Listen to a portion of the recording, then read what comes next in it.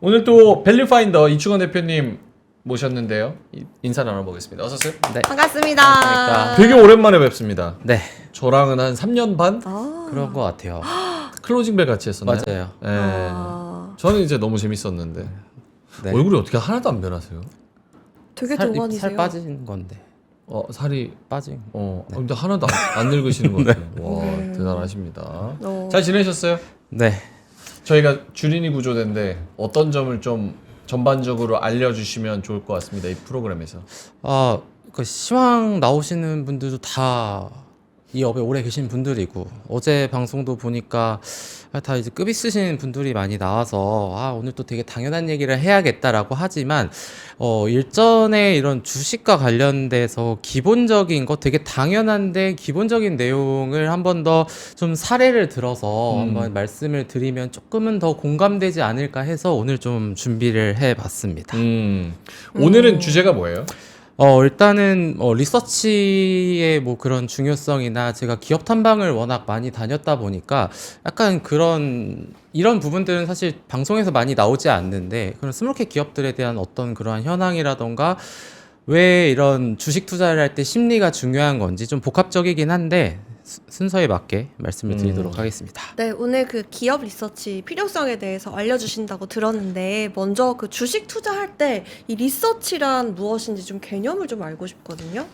리서치는 뭐 말 그대로 뭔가 나의 투자 판단을 하기 위한 준비 과정인데 근데 사실 다 알고 계세요. 리서치가 왜 중요하고 꼭 해야 되는지 이런 부분들은 알고 있는데 근데 이제 다른 거와의 차이점은 일단 내 돈이 들어간다라는 네. 거. 그래서 지금 화면을 좀 보여주시면 좋을 것 네. 같은데 이거를 제가 그 AI로 만든 건데 이 왼쪽에 정말요? 있는 게 뭐냐면은 네. 이게 여행을 어떻게 하면 조금 더 할인된 상품을 사서 싸게 갈 수 있을까에 대한 이거 열정. 너무 중요해요. 네, 그 중요한데, 근데 제가 이 사진을 통해서 말씀드리고 싶었던 거는 네. 해외 여행 갈 때는 뭐 5만 원, 10만 원 이렇게 아끼려고 몇 시간 들여가면서 이제 최저가 찾고 그러는데, 근데 내가 내 주식할 때 돈 100만 원, 1000만 원 이렇게 투자할 때는 그냥 사요. 남의 말 듣고 사. 네, 남의 말 듣고 사요. 그러니까 이제 이러한 부분이 조금은 근본적으로는 좋지 않은 습관이다라는 그런 부분을 좀 말씀을 드리고 싶은 거죠. 왜냐하면 주식의 가격이라는 거는 뭐 앞선 시간에도 말씀을 해주셨지만 삼성전자 오늘 영업이익 57조 원 나왔고 네. 그럼 더 계속 잘 나오겠네. 근데 시가총액이 그거밖에 안 되네. 근데 오늘 시장에서는 오히려 매도가 나왔잖아요. 맞아요. 그러니까 이게 공부를 뭐 뒤에 이게 결론이 좀 이상하긴 한데 이 공부 열심히 한다고 또 돈 다 번다는 아닌데 근데 공부는 리서치는 해놔야 제가 왜 해야 되는지는 뒤에서 당연히 말씀을 드리겠지만 이게 뭐 운칠기삼이다 뭐 이런 말씀도 다들 많이 하시는데 사실 2월 말까지만 해도 지금 보시는 시청자분들은 굉장히 기분이 좋으셨죠. 맞아요. 그때가 코스피가 6,300을 넘었었는데 근데 이제 3.1절 연휴 끝나고 나서 이틀 만에 지수를 거의 20% 가까이 빼는데 그러면 이게 과연 리서치하고 무슨 연관이 있을까? 이게 왜냐하면 이런 글로벌 증시의 변동성까지는 사실 제가 리서치를 할 수 없거든요. 그냥 단적인 예가 솔직하게 내일 어떻게 될 것 같아요 하면은 저는 모릅니다. 왜냐하면 트럼프가 어떤 말을 할지 모르고 또 이게 종전이 될지 휴전이 될지 다시 격화가 될지 그 부분은 사실 내일 알 수 있는 그러한 부분인데 근데 어쨌든 내가 번 돈으로 주식을 할 때에는 적어도 내가 사는 기업을 왜 사는지 이 기업은 어떤 기업인지 이런 부분들에 대해서는 충분히 스터디를 하고 나서 사야 되는데 근데 생각보다 그렇지 않습니다. 심지어 제가 뒤에서도 말씀을 드리겠지만 저는 한 6, 7년 동안 기업 탐방 물론 스몰캡 기업이 대부분이긴 하지만 거의 1000군데 가까이 기업 탐방을 갔다 왔거든요. 직접 가셨다는 말씀이세요? 네, 뭐 그냥 방방곡곡을 갔다 왔는데 네. 근데 이게 문제가 근데 갔다 와도 몰라요. 이게 가기 전에 공부를 하고 갑니다. 이 회사는 이런 산업이고 이런 기업이니까 가서 공부를 해서 이거를 물어보고 이게 이 회사가 지금 뭐 시총은 예를 들면 1000억인데 내년에는 뭐 200억을 벌 것 같네. 그럼 PR로 환산하면 5배니까 지금 싸다. 근데 이 부분을 확인을 하러 갔다 와야지 해서 갔다 와도 잘 몰라요. 근데 가셔서 어떤 걸 하셨는지가 궁금하거든요. 찾아가세요. 네. 찾아가서 회사에 대한 설명을 듣고 제가 궁금하거나 준비된 질문을 하고 저희가 직접 가도 그렇게 설명을 해줄까요? 쉽지는 않죠. 예, 그게 왜냐면은 그분들도 직장인입니다. 아, 그러니까 이게 요거 바로 뒤에서 또 말씀을 드릴 거긴 한데 그분들이 근데 제가 그런 기업들 찾아가 보면은 IR 팀이라고 명함이 있으신 분들이 별로 없어요. 회계팀, 재무팀, 총무팀, 뭐 원가팀. 그 말인즉슨 IR은 그분들의 본업이 아닌 거죠. 아니죠. 예. 내가 회계 업무를 하면 회계 업무를 해야 되는데 또 위에서 시키니까 IR을 하라고 하긴 하는데 그러니까 뭐 약간 일반적으로 개인 투자자분들이 그런 기업을 만날 때 우린 전화도 안 받는다 막 이런 말씀을 되게 많이 하시는데 그게 이제 개인 투자자분들의 편에 서서 생각을 해보면은 그래도 주주들을 위해 해야지. 근데 저는 실무자 IR 담당자분들을 워낙 많이 만나다 보니까 이분들 얘기를 들어보면 근데 할 일이 이거를 한다고 회사에서 알아주지도 않고 내가 끝내는 예를 들어 회계팀 업무를 다 끝내야 난 퇴근을 할 수 있는데 네, 그렇죠. 이것까지 다 하면은 나는 퇴근 못 하는데 약간 이게 또 상충되다 보니까 그래서 보통은 특히 스몰캡 기업 같은 경우에는 기관 투자자들을 이제 또 많이 만나고 그렇긴 합니다. 네. 네. 직접 가신 이후에 설명을 또 들어봤는데, 근데 뭐, 실제로 정보를 얻을 수는 없었다라고 말씀을 해주셨잖아요. 이 리서치가 왜 그렇게 또 중요한지에 대해서 계속 이야기를 들어보고 싶거든요. 가면 정보를 얻을 수 있는데 네. 이제 제가 또 말씀을 드리고 싶은 거는 이 다양한 저는 사실 산업을 가리지 않고 다 가거든요. 뭐 태양광 회사도 갔다가 풍력 회사도 갔다가 뭐 원전 회사도 갔다가 뭐 강아지 사료 만드는 회사도 가고 이제 다 가는데 진짜 많은 산업이 있는데 이 얘기는 아마 이 업에 있으신 분도 모를 만한 건데 이걸 제 주변에 그냥 가끔 주식 투자 좋아하시는 분들한테 물어보는 질문이 있는데 우리나라에서 ETF랑 ETN 빼면 우선주를 포함해서 상장 주식이 몇 개 있을까를 했을 때 혹시 아시나요? 알죠. 몇 개인가요? 1642개. 진짜요? 아니요. 그럼 2,800개인데 2,800개나 돼요? 이거 찍으신 거예요? 네. 근데 뭐 그렇게 많이 자신 있게 내놨어요. 별로 크지도 않으면서. 전 제가 잘못 알고 있는 줄 알았는데 네. 근데 그 2,800개 저도 이제 궁금하니까 저는 스몰캡을 많이 만나니까 그럼 중위값의 시가총액이 얼마인지도 궁금했어요. 그 딱 1,400번째 시가총액은 얼마일까? 근데 이걸 맞추는 사람은 거의 없었어. 저도 사실 보고 알게 된 건데 알죠, 전. 얼마? 1,100억. 원고 맞아, 이거는 봤어요? 맞아요? 네? 원고 봤어요? 좀 원고 없어요. 없어요? 1,100억 맞아요? 맞아요. 우와! 1,180억. 우와! 어떻게 알지? 진짜요? 천재인데. 이걸 어떻게 맞춰요? 그러니까 이게 어제 제가 2,774개인데 제가 어제 궁금해서 찾아봤어요. 제가 이 숫자를 왜 말씀드리냐면은 사실 지금 저희 뭐 3프로나 이런 방송 나오면 삼성전자, 하이닉스, 뭐 코스피, 코스닥 시총 상위 종목만 보통 얘기하고 시총 1조 이상만 얘기를 하잖아요. 근데 이제 저는 그 아랫단의 기업을 많이 만나다 보니까 이 중위값이 뜻하는 거는 우리나라 상장사의 절반의 시가총액은 1,200억 미만이다라는 얘기거든요. 엄청 많다라는 거죠. 근데 이제 물론 시가총액의 편향이 이제 물론 큰 기업들에 속해 있다 보니까 그리고 대형주 위주로 많은 관심을 갖게 될 수밖에 없는데 근데 보통 주식을 하시고 한 4, 5년 차쯤 되시면 제가 느낀 거는 그 아래로 내려갑니다. 그러니까 물론 지금 대형주가 변동성이 워낙 크니까 대형주를 매매해도 무리가 없는데 이제 예를 들면은 삼성전자가 좋다. 그럼 삼성전자를 주요 고객사로 두고 있는 스몰캡 회사는 어딨지? 그럼 이제 미들캡으로 내려오죠. 그 아래는 또 스몰캡으로 갑니다. 왜냐하면 지금은 대형주가 많이 움직이는데 예전에 스몰캡이 더 많이 올라갔고 그리고 최근에 주가가 많이 오른 심텍 같은 기업들도 예전에 시총 1,000억이고 그랬어요. 스몰캡은 시총 얼마 기준이 스몰캡이라고 해요? 보통 5,000억 미만 그리고 1조 정도를 이제 미들캡 정도라고 표현을 하죠 보통. 그러다 보니까 근데 또 하나 말씀드리고 싶은 거는 이거는 이제 FN 가이드 자료인데 작년에 지금 1,180억을 그냥 1,000억이라 가정을 하고 작년 1년 동안 증권사 보고서가 수만 개가 나왔는데 그중에 시가총액 1,000억 미만 보고서가 1.7%만 나왔어요. 네, 5,000억 이상이 85%. 근데 그게 우리나라만 그래요? 아니면 미국도 스몰캡을 커버하는 데가 한 1, 2%밖에 안 됩니까? 1, 2%인지는 모르겠는데 우리나라 지금 정부가 지금 벤치마킹을 하는 미국과 일본 증시 같은 경우를 보더라도 거기서도 셀사이드의 애널리스트들이 다 커버를 못하는 걸로 알고 있어요. 그러니까 최근에 뭐 증권사를 통해서 스몰캡 리서치를 강화해라 이제 이런 얘기들이 사실 많이 나오고 있는데 네. 어찌 되었든 간에 이게 또 요즘 이제 3월 말 이때 감사 보고서 나왔을 때 이제 주가 또 이제 의견 거절이나 아니면 뭐 상장 폐지 이렇게 되는 기업들이 근데 대부분 또 스몰캡이다 보니까 이쪽으로는 많이 좀 관심을 갖지는 않는 분위기인데 그래도 스몰캡 기업들이 워낙 많고 이러다 보니까 예전에는 사실 스몰캡 관심이 되게 많았는데 요즘에는 좀 많이 없어진 느낌? 그런 것 같습니다. 근데 저는 이런 기업들만 찾아다니다 보니까 참 현장의 얘기를 좀 많이 또 듣게 되는 그런 거에 노출이 되는 것 같습니다. 근데 그 뉴스에서 우리가 많이 접하는 기업들의 면면이랑 직접 가서 느낀 거랑 좀 다른 점이 있었을까요? 제가 이게 이런 표현을 하긴 좀 그런데 진짜 이런 회사가 왜 부각이 안 되지라는 회사가 있고 아, 그런 회사가 있었어요. 아니 이런 이런 회사가 왜 있지? 왜 상장했지? 그런 회사도 있어요. 궁금하다. 진짜 약간 이거죠. 돈 필요하니까 자금 이제 여기 유통시장에 상장을 한 거죠.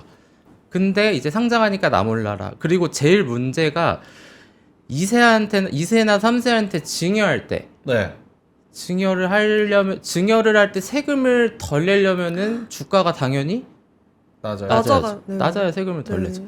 그러니까 그때는 아예 안 하고 회사가 주가가 어떻게 되든 말든 신경을 안 쓰고 그래서 그게 되면은 주가를 올리려는 노력을 하고 그러니까 이런 좀 별로인 회사도 사실 스몰캡 기업에도 많죠. 그리고 심지어 뭐 최근에는 뭐 여러 가지 이슈가 있긴 하지만 뭐 주주들한테 유증으로 돈 받아서 뭐 빚 갚는다 해가지고 또 막 이제 그런 원성을 사고 주가 하락하니까 그런 기업들도 막 있는 것처럼 물론 이제 회사가 더 성장을 하기 위해 채무를 상환한다 이런 거는 이제 이해를 할 수 있는데 근데 이제 내 자식한테 증여했을 때 세금 덜 내게 하려고 주가 IR 안 하고 주가를 오히려 내려가길 기원하는 그런 오너들도 있다 보니까 그런 기업들은 사실 저는 퇴출이 되어야 된다고 생각을 하는데 스몰캡 기업들이 모두 다 막 좋지도 않고 모두 다 안 좋은데도 아니고 막 그렇습니다.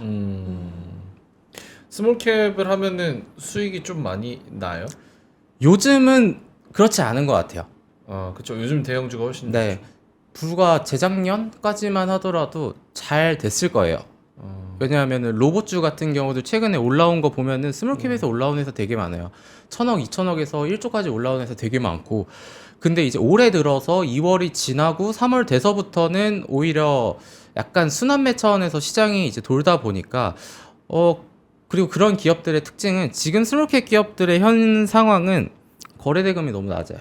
하루에 2, 3억 안 되는 게 허다합니다. 그럼 2, 3억이 안 되면 문제가 뭐냐면 예를 들면 제가 5천만 원을 살 거다.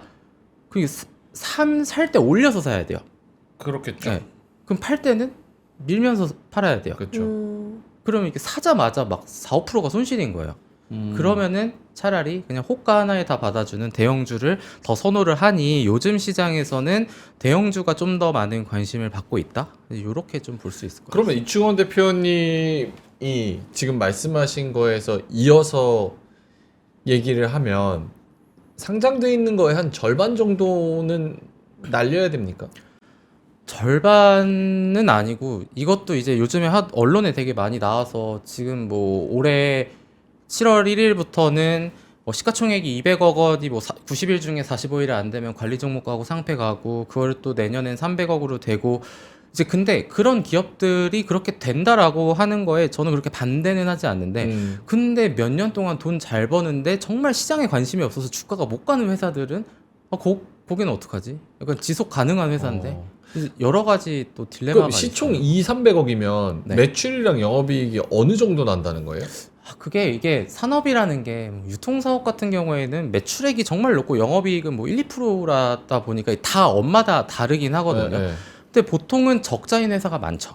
뭐 매출이라는 거 사실 뭐 다 높다고 좋은 건 아니다 보니까 뭐 작아도 돈 잘 버는 회사가 있다 보니까 그렇게 봤을 때는 적자인 회사가 사실 상당 부분 되게 많고 그러니까 이제 주주들한테 뭐 배당이나 이런 시장에서 얘기하는 자사주 취득하고 소각해라 네. 이런 것조차 할 수 없는 기업들이 많으니 그런 부분들이 실제로 많이 퇴출이 되게 되면은 약간 왜냐하면 지금까지의 문제는 IPO로 들어오는 데가 너무 많았었다 보니까 그게 문제였다.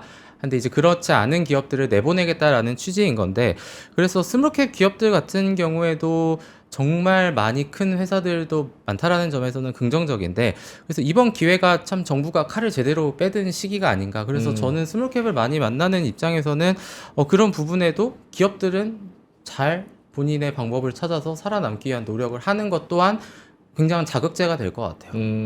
아예 비상장이랑 코스닥의 중간 단계로 네. 약간 프리 IPO 같은 그런 시장을 좀 만들어줘서 음. 지금 말씀하신 그 지금 뭐 2천 몇 개의 그 기업들 중에 한 3분의 1이나 한 3분의 2 정도는 그 시장에 때려 박아가지고 걔네들이 실제로 좀 그 뭐야 자금을 수혈하는 데 있어서도 어느 정도의 플랫폼 역할을 하고 그리고 규제나 이런 것도 거기서 좀 빡세게 지켜서 1군으로 올라올 수 있게 하고 그리고 약간 코스피, 코스닥은 더 약간 단단한 기업들은 계속 있게 하고 약간 이런 식으로 제도 개편을 하면 안 되나? 그래서 코스닥을 1군, 2군으로 나눈다 했고 딱 네. 그 말씀하신 그 포지셔닝이 코넥스 시장 완전 뭐 코스피 코스닥은 아니고 그렇다고 비상장은 아닌데 근데 코넥스도 요즘에 활성화가 전혀 안 되어 그러니까요. 있어가지고 활성화가 안 되니까. 그래서 1군, 2군 나누는 게 뭐 크게 어차피 뭐 코스닥 150 하면은 그게 거의 1군으로 보는 그런 부분들도 있는데 그래서 어찌 되었든 지금 저희가 얘기 나눈 부분에 대해서 결론은 그러니까 리서치는 해야 되는데 이제 제가 이제 오늘 말씀드리고 싶은 거는 약간 시가총액이 낮은 기업들이 우리나라에 정말 많다라는 걸 사실 말씀을 좀 드리고 싶었던 부분이 좀 컸다고 보주시면 될 것 같습니다. 네. 와. 시간은 한 지금 뭐 30분밖에 안 남았으니까 우리 저희 주린이 구조되잖아요. 네.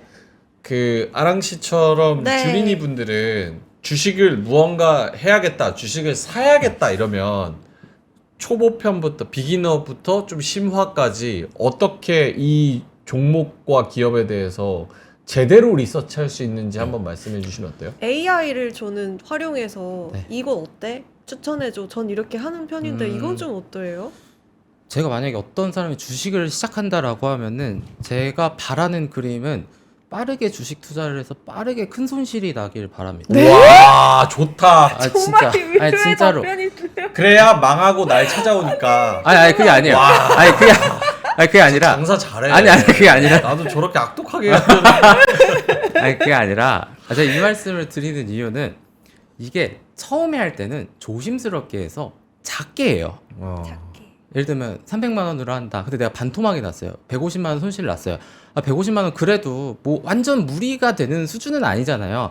그럼 괜찮은데 근데 초심자의 행운을 만나서 300이 600이 돼요. 아, 나 주식 잘하네. 지금 그런 분들 네. 많죠. 내 몇십 년의 숨겨진 재능을 주식에서 찾았네.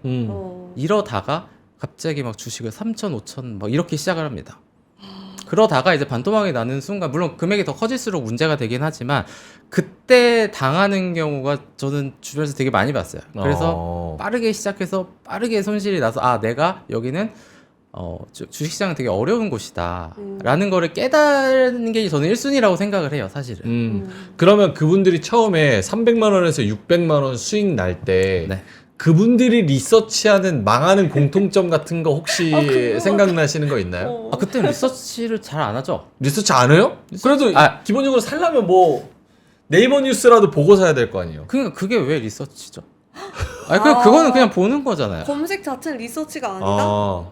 저는 꼭 뭐가 리서치예요? 예를 들면 뭐 그러니까 3프로 TV를 보고 네. 오늘은 저분이 저런 얘기를 해주셨다. 예를 들면 뭐 그거를 뭐 아이패드 내는데 적는 거예요. 그거는 이제 공부를 하는 거죠. 그렇죠. 근데 예를 들면 아까 뭐 말씀해주신 오늘 뭐 단독 기사가 나왔다. 나왔네. 끝 아니에요? 그게? 나왔네 하고 내 액션을 하잖아요. 그리고 이제 그것도 이제 내가 갖고 있었을 때 얘기고. 근데 그게 아니라면은 요즘 그러니까 저는 좀 착각을 한다고 생각하는 게 네. 하루하루 나오는 모든 뉴스를 꿰는 게 공부라고 저는 생각을 하지 않아서 그거는 아는 거죠. 뉴스를 많이 본다고 그게 리서치는 아니다? 네.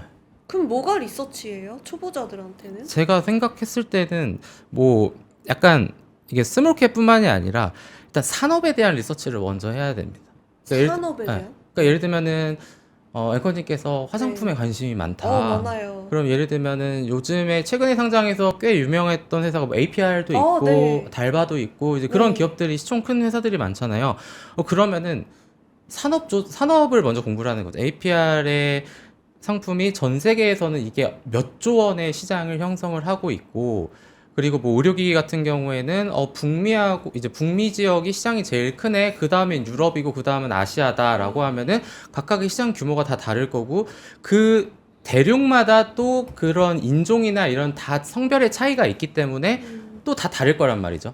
이게 한국에서 또 그러니까 해외를 가면 한국에서 차가 있잖아요. 현대차다. 네, 그럼 해외 가면 차가 똑같나요? 다르지 않아요? 완전 다르죠. 맞아요. 네. 그러니까 그게 또 그 나라에 맞게 만드는 거란 말이죠. 음. 그러니까 그런 산업에 대한 공부를 하고, 그러면은 이런 정말 앞으로 뭐 CAGR 연평균으로 뭐 20-30% 고성장을 할 이 산업에서 그럼 이 기업은 어떤 역할을 할 수 있고 어떤 포지셔닝을 가져갈 수 있고 얼마를 팔았을 때 얼마를 남길 수 있고, 그래서 이 회사가 지금 시장 점유율이 얼마여서 26년, 27년, 28년으로 갈 때 얼마를 벌 수 있고, 그래서 그거를 순이익으로 봤을 때 지금 시가총액하고 대비했을 때 지금은 싸네?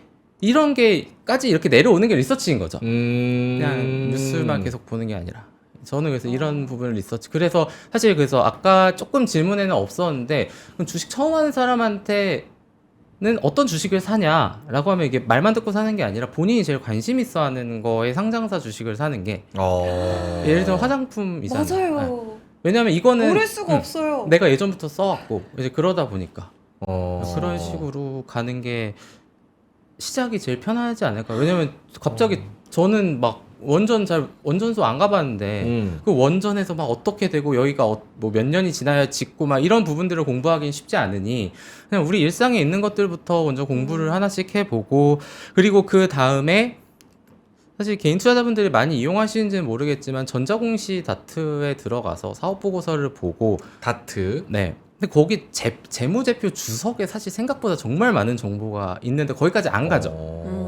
손익계산서 매출이 얼마네, 영업이익 얼마네, 순이익 얼마네, 뭐 PER 10배네, 그냥 그렇네, 끝 하시는 분들이 많은데, 네. 근데 이제 예를 들면 비용단에서 왜 어느 비용이 또 늘었는지 막 이런 것들 또 같이 공부를 하고, 그리고 사실 마지막 단계가 정말 궁금증이 풀리지 않는 거를 기업 담당자한테 전화를 하면 되는데, 사실 그게 아까 말씀드린 것처럼 힘들어요. 네. 안 잘 받- 안 받아주시죠. 그러니까 애널리스트나 뭐 펀드 매니저나 이렇게 기업 탐방을 많이 다니시는 분들은 받아주긴 하는데, 일반 투자자분들은 또 잘 안 받는 기업도 많다 보니까 그분들은 전화가 오는 걸 알고 안 받는 거예요? 아니면은 전화가 오는 걸 몰라요? 그러니까 부재중이 떴는데 안 받으면 그건 진짜 안익십이잖아요. 그쵸. 이게 큰 회사는 모르는데 이 작은 회사에는 그 선을 뽑아놓은 데도 있어가지고 그러니까. 안 받으려고. 그래서 연결이 안 되는 거예요. 통화가 계속 막 따르르릉 울리는데 이게 안 받는 게 아니라 이제 아예 전화를 안 받는 데도 있는데, 그래도 뭐 말씀하신 그 뭐 APR이나 이런 달바 같은 데들은 IR을 되게 활발하게 분기마다 많이 해가지고 트래킹하기가 너무 좋죠. 그러면 약간 그런 리서치 많이 전문적으로 다니시는 분들은 한 라인이 따로 있나요? 개인 전화나 아니면은 전화기 어디가 꽂혀 있는지에 대한 번호가 달라가지고 그쪽으로 전화 무조건 안 받을 수 없게 하거나 아니면 경비 아저씨처럼 전화를 한다거나. 근데 이 업에 있으신 분들은 이게 서로가 서로 좀 아는 사이다 보니까 누가 그 회사 보고서를 쓰면 그 사람한테 전화해서 명함 달라고 해서 이제 그렇게 서로 이렇게 한 라인이 많이 있네. 하게 있네요. 한 라인이 있긴 있네. 하죠. 그렇네. 네. 그래서 일반 주식 투자자는 통화를 할 수 없었던. 에이. 네. 알겠어요. 그 리서치 하는 방법 졸라 잘했어요. 그래서 일단은 300 했어. 근데 600 벌었다가 네. 깨졌어. 네. 그러고 나서 내가 겸손해야지 하면서 100만 원으로 다시 차근차근 제대로 공부해서 신중하게 하겠다 하는 분들은 어떤 스텝을 밟아야 하는지. 근데 또 그때 그렇게 또 수익을 하면 잘 되더라고요. 그래서 그런 게, 그러니까 주식을 크게 할수록 이게 크게 좀 다치는 그런 부분도 없지 않아 있는데, 그래서 기업을 투자할 때 지금 말씀을 드렸던 내용처럼 결국은 이게 제가 말씀을 드리고 싶은 거는 아까 뭐 산업에 대한 분석, 기업에 대한 분석, 그리고 재무제표도 다 보고 그러면은 그 다음이 있습니다. 이게 근데 중요한 게 리서치 열심히 했다고 해서 돈을 버는 게 아니에요. 근데 오. 이 참 아이러니하게 주식시장에는 제가 100%가 딱 하나 없다고 생각하는 게 100%가 없다는 게 100%라고 생각하거든요. 주식시장에는. 공부 다 했잖아요. 근데 이제 우리가 주식 투자할 때 항상 얘기하는 게 기본적 투자, 기본적 분석, 기술적 분석, 심리. 아, 이렇게 보통 얘기를 기본적 하죠. 분석, 기술적 분석, 그다음에 네. 심리. 여기 못 알아듣는 거 있어요? 없죠? 네. 기본적, 기술적, 심리. 네. 네. 그러니까 기본적 분석은 재무제표를 얘기하는 거고, 기술적 분석은 이제 차트를 보고 판단을 하는 거고, 심리는 이제 이게 약간 주식 지금 시장에서 제일 피해야 되는 게 뇌동매매라고 저는 생각하거든요. 약간- 뇌동매매 알아요? 몰라요. 그러니까 지금 주식을 사서 오늘 팔았어요. 근데 오늘 2시 반 이후에 장이 올라왔다 그랬잖아요. 네. 열반 정확히 네. 매동이라고요? 뇌. 아, 뇌동이요? 뇌동. 뇌요? 네. 뇌? 뇌. 그 뇌는 아니고 이제 뇌동매매가 그냥 그런 비슷한 건데, 그러니까 이제 무지성? 이 맞는 말인가? 뇌가 시키는 대로 생각하고 바로 행동하는 거야. 뇌동매매. 그러니까 예를 들면은 진짜 너무 많이 빠져서 팔았어요. 근데 팔자마자 다시 올라가. 열받네. 그 다시 팍 샀어요. 다시 내려가. 그거 제가 하던 건데? 그렇지. 그 그러니까. 뇌동매매. 네. 제가 뇌동 트레이더. 했어요? 그냥 엇박자. 네. 뇌동이. 그게 진짜 주식할 때 제일 열받는 거거든요. 근데 그것 또한 결국은 심리랑 연결이 되는데, 그러니까 지금 3월부터 4월이, 근데 뭐 아까 예를 들면 공부를 다 했어요. 이 회사 너무 싸다. 사도 된다. 근데 그렇다 생각을 했는데 갑자기 이란 전쟁 나오면서 주가가 다 빠져. 뭐야, 나 공부 열심히 하고 이 회사 잘 된다고 했는데 생각해서 샀는데 손실이 나. 그러니까 지금은 이런 밸류에이션의 영역보다, 사실 밸류에이션의 영역은 작년 4분기에서 올해 초였었죠. 근데 지금은 완전히 수급의 영역으로 바뀐 거고, 그러니까 그 시장의 색깔이 다 바뀌는 거고, 그러니까 이런 대외 변수도 중요한데, 근데 여기서 다시 반론을 하면, 근데 네. 그럼에도 그럼에도 리서치를 해야 되는 이유는, 네. 근데 이제 예를 들면 그렇게 빠졌어요. 나 그럼 주식 못 하겠다. 막 이런 생각이 들 수 있는데, 그러면 또 운에만 맡겨야 되나? 이런 생각이 들 수 있잖아요. 근데 그 리서치를 하면은 한 가지 확실한 거는, 예를 들면은 그 회사를 내가 10,000원이면은 싸게 살 수 있다고 생각을 했어. 나는 이 회사가 30,000원까지 갈 거야.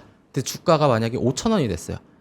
그럼 리서치를 하면 이 30,000원이라는 키워드가 잡힙니다. 네. 이 회사는 적정 가치는 30,000원이야. 3만 원이다. 그러면은 이게 공부를 한 사람과 안 한 사람의 차이가 10,000원이 5,000원이 되잖아요. 그러면은 5,000원이어도 더 떨어지는 거 아니야? 라고 생각을 해요. 근데 이 30,000원이라는 리서치를 통해서 알고 있는 사람은 싸게 살 수 있는 기회를 줬네? 그러니까 판단이 달라요. 약간 리서치를 하지 않으면은 그냥 모르겠다. 더 빠지면 어떡하지? 이제 이렇게 되는데, 리서치를 한 사람은 더 싸게 살 수 있는 기회가 있고, 지금은 여기서 더 빠지면 빠지더라도 지금은 가져가야 될 자리다.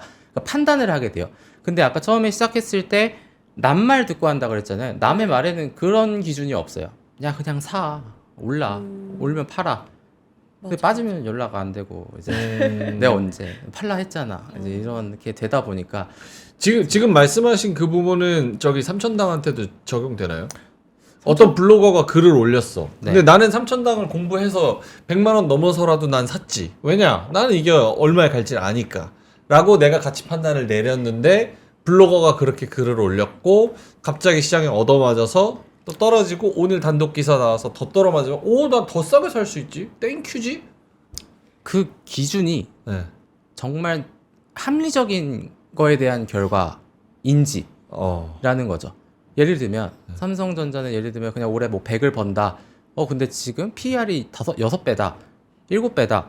그거는 명확하잖아요. 반도체 산업이라는 게. 근데 바이오 시장이라는 건 성장성에 대한 기대감이 굉장히 큰 시장이기도 하지만, 예를 들면 그 미래의 것을 끌어온다라는 게 되게 쉽지 않은 영역이에요.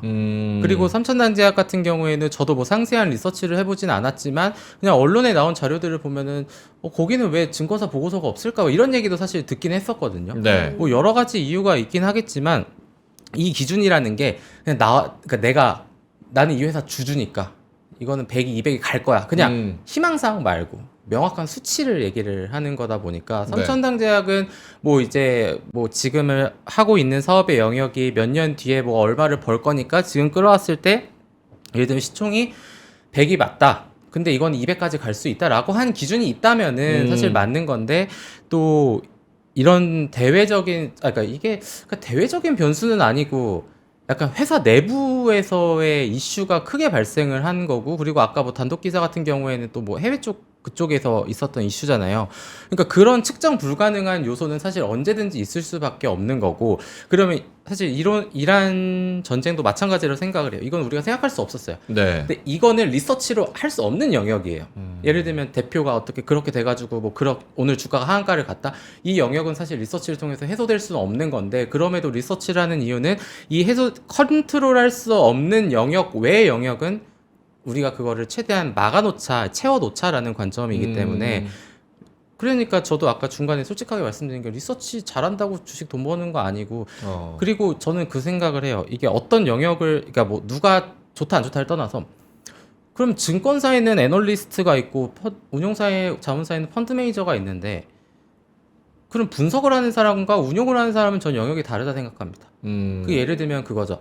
뭐 스포츠로 하면은 운동일 때 빛을 발하시는 분이 있고, 그러니까 감독 코치일 때 빛을 발하시는 분이 저는 있다고 생각하거든요. 맞아. 이제 저는 영역이 다르다고 생각을 해요. 그래서 어찌됐든 이 리서치 또한 뭐 약간 갑자기 얘기가 샜는데, 내가 컨트롤할 수 없는 영역 외의 영역은 열심히 해야 되는 게, 그걸 리서치로 최대한 채워야 된다라는 관점으로 좀 말씀을 좀 드리는 거라서 네, 이제 그렇게 일단은 그러면 기본적 분석은 리서치를 통해서 하고, 네. 그 다음에 기술적 분석은 뭐 딱 보고 어떻게 따라하거나 배울 수 있거나 이런 게 있어요? 사실 지금 시중에 나와 있는 그 기술적 분석의 책들을 보면은 뭐 사실 다 비슷합니다. 뭐 정배열, 역배열, 뭐 스토캐스틱, 뭐 굉장히 많은 그런 기술 기법이 있는데, 네. 그거는 저는 근데 참고사항이라고 해요. 그리고 기술적 분석의 애초에 가정사항이 뭐냐면, 과거의 패턴이 미래를 보장하지 않는다거든요. 그러니까 과거엔 이랬으니 이렇지 않을까? 약간 이런 관점으로 기술적 분석을 공부해야지, 막 그 차트에서 난 답을 찾았어 하면은 답은 저는 없는데, 이제 또 근데 차트로 또 이렇게 매매를 또 잘 하시고 그런 분들도 많이 계시긴 한 것 같더라고요. 그래서 그런 부분 오케이. 그렇습니다. 대표님은 경험적으로 봤을 때 아까 무조건 리서치를 많이 한다 그래서 돈을 많이 버는 건 아니다라고 하셨는데, 그 리서치해서 실제로 수익이 제일 좋았던 경험이 있었을까요? 예전에 주식을 했었을 때는 스몰캡 기업을 갔다 왔을 때 그런 기업들이 좀 있었죠. 어떤 이제 인증하라는 거죠 지금. 인증? 네, 수익률 인증하라고. 아니 그게 아니라 그때 이제 미용 의료기기. 네, 어떤 접근에서의 리서치가 가장 효과적이었는지. 그때 미용 의료기기 회사. 그때 지금은 아마 상폐됐을 텐데, 그러니까 자진 상폐했을 텐데 비올 같은 게 완전 시총 1,000억 원일 때 갔었거든요. 그런 기업들을 봤을 때 약간 진짜 피부에 대한 관심이 되게 많아질 것 같다. 그리고 해외에서 계속 잘 된대요. 근데 그런 기업들 막 클래시스도 있고, 뭐 이번에는 뭐 APR도 마찬가지고, 이제 홈뷰티까지도 점점 영역이 확장이 되는. 근데 그런 것들을 조금 더 먼저 볼 수 있는 거는 좀 있는 것 같아요. 왜냐면 그런 기업들에서 10배가 나오고, 제가 정말 회사를 처음 21년도에 만들었을 때 제가 보고서 쓰고 욕 먹었던 적이 한 번 있었는데, 그때 레인보우 로보틱스 시총 3,000억일 때 네. 보고서 제목에 보스턴 다이내믹스를 넘고자 한다라고 썼다가 제가 욕을 엄청 많이 먹었거든요. 왜요? 아니 시총 3,000억짜리가 무슨 보스턴 다이내믹스냐고. 너무 뽐뿌질한다? 네.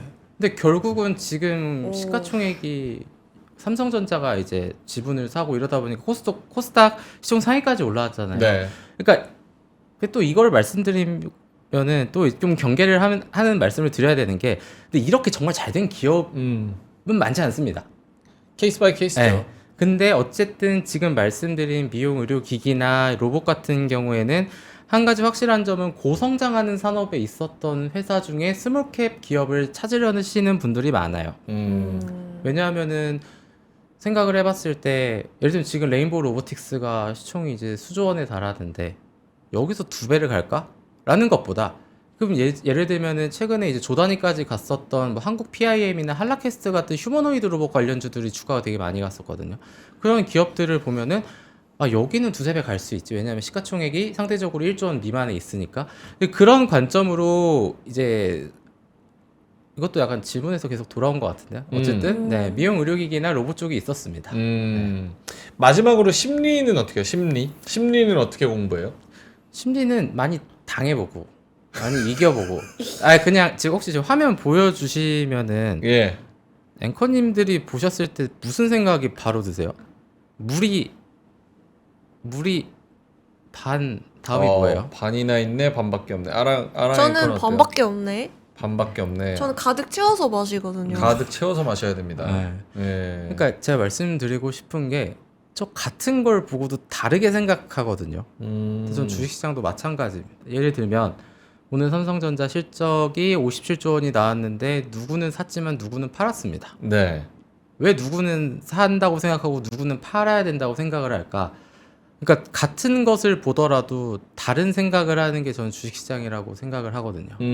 그러다 보니까 누군가는 지금 사지만 누군가는 지금 팔고, 그러니까 이런 부분들은, 그리고 리서치라는 게 그냥 뭐 제가 되게 거창하게 말씀드렸는데 그냥 더 솔직하게 말씀드리면 할 수 있는 게 그거밖에 없습니다. 아니 뭐 이런 중동 사태를 제가 뭐 컨트롤할 수 있나요? 회사에서 나쁜 악재가 뭐 예를 들면 경영진 CEO 리스크가 나오는 걸 제가 컨트롤할 수 있나요? 그런 거는 제가 컨트롤할 수 없는 부분들이기 때문에, 근데 내가 이 산업을 보면서 공부를 하고 기업을 찾고 리서치를 해서 하는 거는 내가 할 수 있는 거죠. 그러다 보니까 오늘은 뭔가 뭐 시가총액 작은 종목들도 많습니다라는 얘기를 하고 싶은 부분도 있었지만, 개인 투자자분들이 이런 심리에 대한 부분도 좀 같이 고민을 해 보시면 좋을 것 같은데, 어쨌든 주식을 제일 가장 빠르고 정확하게 배울 수 있는 방법은 손실이 빨리 나고 많이 나는 거다. 왜냐면 나중에 금액 커졌을 때 손실 나는 건 정말 힘들어요. 네. 그렇다고 생각합니다. 별로 안 와닿는 것 같아요, 그렇죠? 그러기 싫어서. 좀 와닿는 얘기 딱 하나만 해주고 가시면 저희가 어때요? 명심해야 할 것들. 저는 그 생각을 합니다. 내가 알고 있는 건 다 알고 있다. 내가 알고 있는 건 다른 다 사람들이 다 알고 있다. 다른 사람들이? 예를 들면은 항상 네. 이 시장에 존재하는 게, 앵커님 이것만 혼자만 알고 계세요? 하고 제가 뭘 알려줘요. 이거 다 알고 있는. 그러니까 남말 쉽게 듣지 말라. 남말을 쉽게 네. 듣지 말아라. 왜냐면 이거 너만 알아. 어. 이거 좋은 정보야. 막 하는데 좋은 정보가 왜 나한테까지 올까? 저는 그 생각하거든요. 그래도 텔레그램으로 딱 와가지고 재빨리 사면은 받은 지 한 1분 됐어요. 다다다닥 딱. 그래, 그럼 되게 주변에 좋은 분이 받으신 계시네. 적이 있으신 거예요? 텔레그램이요? 네. 저는 많죠. 저는 진짜? 받으면 다 올라가 있던데. 어디로 올라가 있어요? 아니, 주가가 올라가 있어요. 이미 응. 좀 그러니까 늦었다. 과거를 보면 아무것도 못 사죠. 1, 2분 전에. 내가 사고 5분 뒤에 누군가 또 들어올 거 아니야. 그 사람한테 넘겨주면 되지. 그런 자꾸, 거구나. 앞에 사람 있다고 뒤에 지하철도 그렇죠. 만차여도 내가 타고 다음 역까지 가면 되잖아요. 그렇죠. 예. 그게 무슨 법칙이 있었는데, 더 큰 바보의 법칙인가? 그게 뭐지? 그냥 나보다 나일 더 것 바보가 심하시네. 있으면 된다. 그건 나일 것 더 큰 같은데. 바보의 법칙이라뇨. 기억이 안 나네. 그래서 내가 아는 정보는 남들도 다 안다. 그리고 어. 마지막 하나 더 있어요. 마지막 네, 하나. 이게 덜 억울하는 방법인데, 낱말 듣고 수익 나면 괜찮거든요. 낱말 듣고 손실 나면 열받아요. 열받죠. 왜 나한테 사라 해가지고. 근데 이게 약간 저는 그게 있어요. 근데 내가 공부해서 열심히 했다고 생각해서 샀는데 손실 나면 적어도 남 탓은 안 해요. 그러니까 시장 탓은 할 수 있어요. 시장 탓할 수 있죠. 근데 남 탓은 하지 않고, 그러니까 여기도 그냥 배움의 그런 자세, 경험 같은 걸 많이 해보면은, 그러니까 이게 또 나중에 지나다 보면 항상 데자뷰가 있어요. 나 이때 샀을 때 맨날 물렸는데. 막 이제 이런 것도 있고, 그러니까 그걸 내가 선택한 그러니까 내가 선택한 거라서 만약에 손실이 나도 난 후회가 없어가 정말 이상적인 투자자분들의 모습인데, 근데 뭐 저도 그렇진 않아요. 그렇긴 한데 네. 이 이상적인 뭔가 투자자로서의 자세는 그거 다 혼자 하는 게 좋다라는 얘기인 거죠. 이럴 때는 어떻게 해요? 우리 투자자분들이 사실 리서치하고 공부하고 막 열심히 자료 조사해서 이 기업은 진짜 싸다. 아까 레인보우 로보틱스처럼 샀어요. 근데 만년 싸. 맞냐? 계속 싸. 죽어라 싸. 그냥 한 1년 지나고 2년 지났는데도 애기가 벌써 뭐 중학교, 고등학교 해가지고 대학교까지 갔어. 나는 살 때는 행복한 상상에서 우리 얘 대학교 가면은 이걸로 뭐 딱 입학 선물로 뭐 해줘야지 이러고 내가 중학교 때 샀는데 얘가 군대 갔다 와가지고 졸업했는데 아직도 그 자리야. 그런 게 좀 있어요? 뭐 많죠. 많아요? 사실은 PER, PBR로 하면은 싼 거는 많죠. 맞아요. 맞아. 그것도 같이 얘기를 드리면, 작년에 한 280억을 벌었어요. 근데 시가총액이 700억? 그럼 PR이 두세 배라는 거고. 뭐 하는 기업인데요? 근데 이제 그 기업은 약간 성장성, 미래에 대한 성장성을 만들어가고 있는 단계다 보니까 근데 참 저평가인데 주목을 못 받는다. 그래서 여기에 한 가지를 얻는다면은 앵커님이 말씀하신 부분을 보완할 수 있는 방법의 전제는 주식시장에서 주식을 살 때에는 내가 좋아 보이는 거는 사지 말자 하고 있어요. 제가 지금까지 말한 거에 되게 반대되는 말이긴 한데 네. 이게 그 뭐냐면은 그러니까 예를 들면 그 기업이 나만 좋다고 생각한 거잖아요. 네. 남도 좋아 보여야 주식을 사서 주가가 오르죠. 그렇죠. 네, 그러니까 누가 이제 사줘야 되니까. 네. 뭐 지하철 다음역에 그거 말고 이제 네. 좀 더 길게 봤을 그렇죠. 때는 그거를 그래서 흔히 주식 시장에서는 그거를 약간 어떤 대회라고 해요. 되게 미남 미녀를 뽑는 대회라고 표현을 해요. 인기 투표. 예. 왜냐면 내가 좋다고 생각해서 남들이 근데 좋다고 생각 안 하면 관심이 없으니까 내가 좋아 보이진 않아도 남들이 좋다 그러면 오르는 거예요. 그러니까 예를 들면 바이오 기업 같은 거 보면은 저 회사는 맨날 적자고 이런데 왜 오르지? 근데 주식이 오르고 내리는 거를 딱 한 가지로는 설명할 수 있는데 누군가 사니까 오르는 거고 주식이 많이 빠지는 거는 이유를 찾을 필요가 없이 누군가 파니까 빠지는 거거든요. 그런 관점에서 봤을 때는 정말 제가 말한 부분을 완전히 잘 보완을 해주신 것 같은데 그런 부분에 있어서 대신 나 혼자만 좋게 보는 종목 말고 이거를 남도 봤을 때 좋아 보이는 종목을 고르는 것 또한 굉장히 좋지 않을까. 삼성전자 제가 올해 2월, 3월에 역대급 외국인 매도해서 찾아봤어요. 제 기억이 정확하진 않는데 3월 달이 40조 원을 외국인이 팔았고 2월 달이 25조 5천억을 팔았어요. 2, 3월 합쳐서 한 49조 팔았어요. 65조 원. 65조? 더 전자 닉스? 아니요. 외국인이 코스피 시장에서 매도한 거예요. 그래요? 네. 근데 어쨌든. 네. 근데 제가 그걸 찾아보니까 외국인 기관의 수급 집계가 2002년부터 했었거든요. 그러니까 지금 24년이 됐잖아요. 24년 동안에 원투가 2월, 3월이었어요. 그러니까 그러면은 그 전에는 삼성전자라는 거를 외국인이 되게 좋다고 생각해서 막 같이 끌어올렸었잖아요.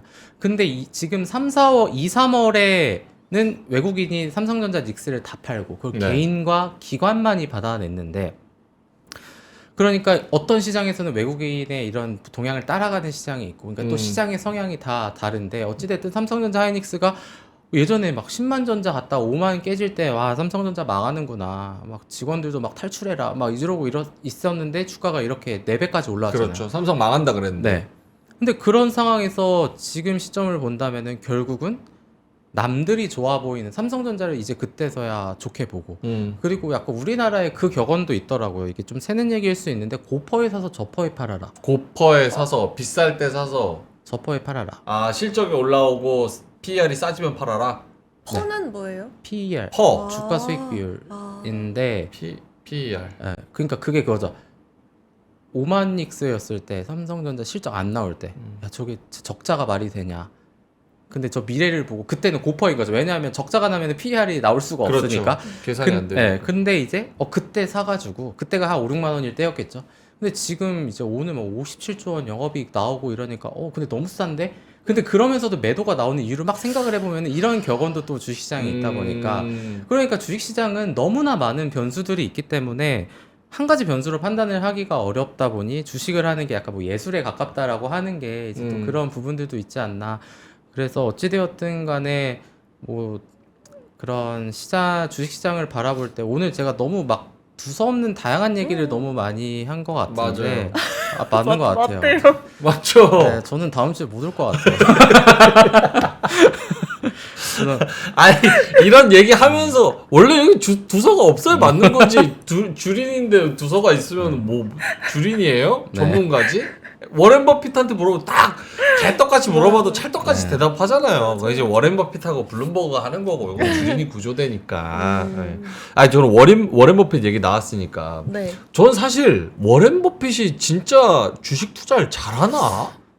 이런 생각도 들긴 해요. 왜요? 왜냐면 내가 워렌 버핏이라는 명성과 인기와 그리고 그런 명예를 갖고 있잖아요. 네. 만약에 내가 내일 갑자기 SK 이터닉스 샀어. 그러면 내일부터 이터닉스 한 3연상 가는 거예요. 워렌 버핏이 사고 나가지고 분기마다 공개해가지고 뭐 샀다고 하니까 따라서 사시는 따라서 분들이 사가지고 많아서 올라가잖아. 올라간다. 그러면 일리가 이게 있어. 진짜 워렌 버핏 효과로 그쵸. 그 종목에 대한 세세한 부분도 좋아 보이게 확증 편향으로 해석하는 경향이 있는 거예요. 우와. 그래서 이걸 좋게 봐서 샀나? 이러고 또 사고 그쵸. 또 이걸 좋게 봐서 뭐 또 매수했나? 약간 이렇게 사고 그래서 워렌 버핏은 약간 거품 같다. 본인 생각? 왜 최진복이 좀? 근데 그거를 기간을 전 나눠서 봐야 될 것 같아요. 워렌 버핏이 정말 이렇게까지 유명해지고 그 자산이 기하급수적으로 는 게 저는 그렇게 오래되지 않았다고 들었어요. 복리 효과로 인해서. 그래서 저는 그 주식을 잘하냐 안 잘하냐 그리고 우리가 아는 투자 대가들은 정말 왜 유명할까를 생각해 봤을 때 저도 예전에 주식책을 많이 읽었을 때 고민을 되게 많이 했어요. 왜 투자의 대가들은 저 사람들 왜 유명할까? 근데 그 사람들은 정말 꾸준하게 크게 잃지 않고 꾸준하게 수익을 낸 사람이기 때문에 전 유명해졌다고 생각을 해요. 그 사람들 다 계좌 인증했어요? 펀드 같은 걸로 다 했으니까. 하는구나. 네, 그러니까 죄송해요. 이게 근데 이제 그 생각도 한 적이 있어요. 투자의 대가 중에서는 네. 단타로 된 사람이 없어요. 생각해 보면 어... 스캘퍼 하는 분들의 책은 있긴 하지만 네. 우리가 예를 들면 투자의 대가 누구 생각나세요라고 물어보면은 뭐 앙드레 코스톨라니가 있을 수도 있고 워렌 버핏이 있을 수도 있고 피터 린치가 있을 수도 있고 근데 그런 사람들은 제가 제일 유명해진 근본적인 이유는 온갖 풍파에 끝까지 살아남은 사람들. 아까 황현 팀장님이 나가실 때 사람만 있자고 막 하고 나갔잖아요. 어떤 거요? 사람만 있자고. 사람만 살아있자. 있자. 그러니까 저는 그 앙드레 코스톨라니가 제가 알기로 주식 투자면 5, 60년 동안 했을 때 물론 이제 주식만 한 건 아니시지만 살아남았다라는 것 자체가 전 다르다라고 생각해요. 아직도 살아있어요? 아직 돌아가. 돌아가셨죠? 살아남았다 그러면. 네. 아 그러니까 그 시간 또 살아 계실 동안 아하. 네, 그러다 보니까 저는 그래서 워렌 버핏도 사실 되게 유명한 부분이 그 예전에 그 펀드를 그 오랫동안 꾸준하게 수익을 내고 그 인지도를 쌓아오고 난 게 주요하지 않을까. 근데 최근에 이슈는 저는 공감해요. 사람들이 이제 워렌 버핏이 뭐 샀다더라, 애플 줄였다더라, 그 다음날 애플 빠지고 그 부분에 대해서도 했는데 사실 그 기간이 근데 오래되진 않았을 거라고 저는 생각을 하기 때문에 어찌됐든 투자의 대가들은 오래오래 살아계신 이게 주식시장에서 살아남으신 분들의 영역이지 않을까 그런 생각을 해봤습니다. 알겠습니다. 진짜 확실히 이런 얘기를 들으면 들을수록 주식은 심리전이다라는 생각이 들어요. 심리전이에요. 네, 진짜 그쵸. 오렌 버핏 사례도 그렇고. 저도 이런 얘기를 지금 한 7년밖에 증권방송을 안 했지만 처음 이렇게 얘기를 하는 것 같아요. 그래서 이런 얘기를 어디서 해본 적이 없어가지고 그렇죠. 그냥 오늘 시황은 어떻습니다. 이런 기업이 있습니다. 막 이런 얘기를 막 하다가 제가 증권방송에서 이렇게 앙드레 코스톨라니를 얘기한 건 처음인 것 같아서 뜻깊은 시간인 것 같습니다. 아라인커는 어떻게 네. 오늘 딱 리서치에 대해서 명확하게 다 파악했죠? 다는 아닌 것 같고 네. 조금 더 공부를 깊하게 해봐야 될 것 같다라는 생각이 들었어요. 이 정도면 딱 괜찮아요? 좋죠. 네, 아니 근데 제가 줄이니까. 그동안 리서치라고 생각했던 게 네. 리서치가 아니었던 거죠. 저는 그냥 검색 네이버에 검색해보고 AI한테 뭐 살까 이렇게 하면은. 서칭. 근데 그건 그냥 단순한 서칭이었다. 리서치랑 네. 서칭이랑 또 다른 거죠? 웹서핑. 내일 어떻게 될 것 같으세요? 내일은 그러니까 예상을 한다기보다 저는 지금 시장은 대응을 하는 게 맞다라는 거죠. 만약에 종전을 한다라고 하면은 밀리겠죠. 네. 뭐 하루 이틀 더 밀리겠죠. 그때 그러니까 이게 제가 지금 요즘에 증권방송 나올 때 진짜 머리가 너무 아픈 게 이게 어떻게 돼요라는 게 저는 두 가지로 나눠서 생각해야 된다. 주식을 갖고 있는 사람이 있고 주식을 안 갖고 있는 사람이 있을 수 있단 말이에요. 그쵸. 그러니까 이게 되게 두 가지로 나눠서 생각을 해야 되는데 어쨌든 주식을 갖고 계신 분들이 많다라는 가정을 하면은 저는 지금 시기 내일 빠지는 거에서 파는 거는 의미가 없다고 생각합니다. 다 같은 얘기 하시네. 아니 지금까지 버텼는데 왜 진짜 팔아요? 예리한 질문 하나 해도 되나요? 아니요. 저 아까 팀장님 왜 안 가냐고 했잖아요. 저는 가고 싶어요. 아니 네. 약간 이게 좀 우리 구독자분들이나 시청자분들도 항상 궁금하실 거예요. 근데 저는 약간 개인적으로 좀 답답해서 네. 봐봐요. 5,000 있잖아요. 지금 5,500. 네. 5,500이라 그래. 막 떨어지면 지금 팔아야 돼요. 이러면 이미 늦었대. 늦었죠. 그러고 나서 한 다음 주 되면은 4,200가 있어. 그러면은 그때 팔으라고 했었으면 더 안 늦었을 때 팔 수 있었잖아요. 근데 올랐으면요. 네? 올랐으면 올랐으면은 5천에 팔지 마세요 했는데 5, 6천 다시 6천을 가요. 그럼 어떻게 해요? 한 번 꺾이고 그 다음날 또 물어보잖아. 그러니까 이게 약간 그래요. 이게 증권 방송이든 애널리스트들은 네. 그런 말을 하기가 너무 어려운 게 있어요. 사실. 팔자? 아. 왜요? 그리고 이 말이 어렵기도 한데 제가 만약에 시청자분들 말고 앵커님한테 내일 빠지면 파세요? 파실 거예요?